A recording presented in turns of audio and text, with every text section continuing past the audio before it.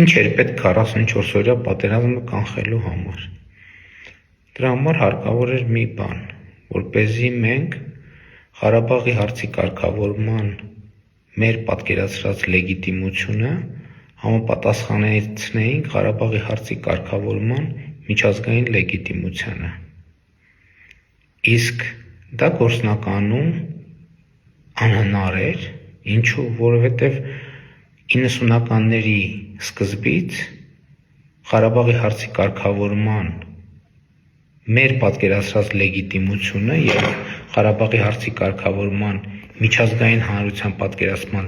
պատկերացրած լեգիտիմությունը ես ուղեծրով իրարից հեռացել էին եւ ճեղք էր առաջացել այդ պատկերացումների միջև։ Եվ այդ պատկերացումները համապատասխանեցնելը եթե տեսականորեն հնարավոր էր, գործնականում անհնար էր, որովհետև մենք առաջին քայլով պետքա ընդունեինք, որ Ղարաբաղը Ադրբեջանի կազմում պետքա լինի։ Ուրիշ որևէ տարբերակ չկար, պարզապես չկար։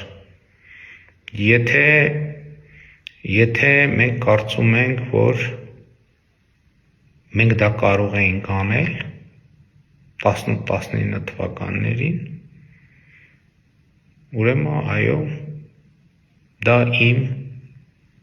սխալն է, որ ես դա չեմ արել։